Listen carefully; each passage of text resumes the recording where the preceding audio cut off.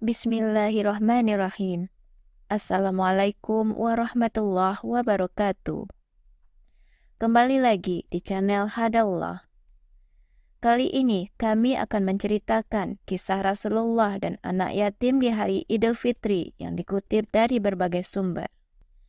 Hari Raya Idul Fitri merupakan momen berbahagia bagi semua umat muslim.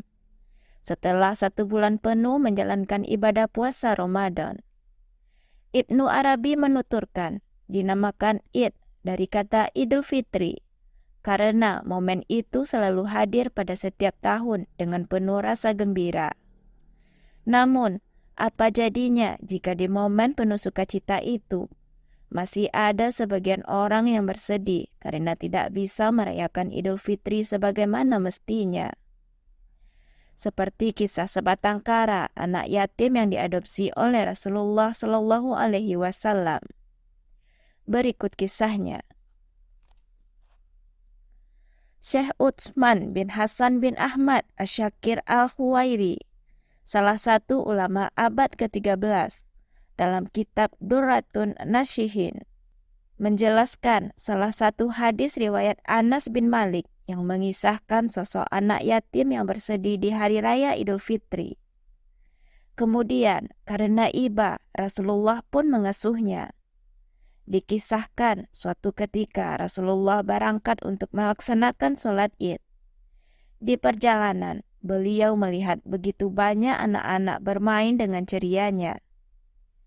Tapi Rasulullah terkejut begitu di hadapannya ada seorang anak kecil yang seorang diri dengan pakaian kumal sembari menangis. Merasa iba, Rasulullah pun bertanya, "Wahai anak kecil, apa yang membuatmu menangis? Kenapa tidak ikut bermain bersama teman-temanmu?" Kebetulan anak kecil itu tidak tahu bahwa yang di hadapannya adalah sang Rasul. Anak itu menjawab, "Wahai laki-laki di hadapanku, ayahku telah meninggal saat mengikuti suatu peperangan bersama Rasulullah. Setelah itu, ibuku menikah lagi dan memakan semua hartaku. Lalu bapak tiriku mengusirku dari rumah. Sejak itu, aku pun tidak lagi memiliki makanan, minuman, pakaian, dan rumah. Ketika telah sampai hari ini Idul Fitri, aku melihat begitu banyak anak-anak berbahagia dengan ayah mereka. Aku pun sedih dan menangis." Setelah mendengar penjelasan anak yatim tadi, Rasulullah merasa begitu iba dan bermaksud untuk merawatnya. "Wahai anak kecil, bersediakah jika aku menjadi bapakmu, Aisyah menjadi ibumu, Ali menjadi pamanmu, Hasan dan Husain menjadi kedua saudara laki-lakimu, dan Fatimah menjadi saudara perempuanmu?" tawar Rasulullah. Anak itu pun tahu bahwa laki-laki yang dihadapannya itu adalah Rasulullah. "Bagaimana mungkin aku tidak senang, wahai Rasulullah?" jawabnya dengan penuh gembira.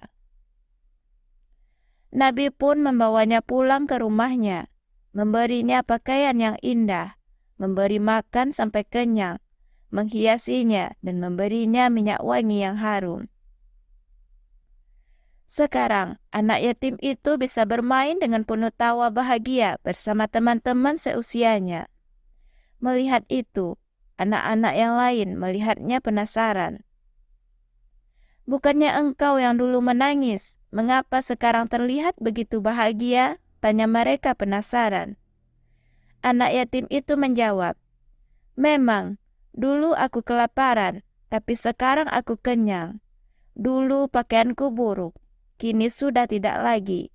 Dulu aku seorang yatim, tapi kini Rasulullah adalah ayahku, Aisyah ibuku, Hasan dan Husain saudara laki-lakiku, Ali pamanku, dan Fatimah saudara perempuanku. Bagaimana mungkin aku tidak bahagia?" Anak-anak yang mendengar pengakuan itu merasa iri. "Andai saja bapak kami syahid saat peperangan, pasti sudah seperti engkau.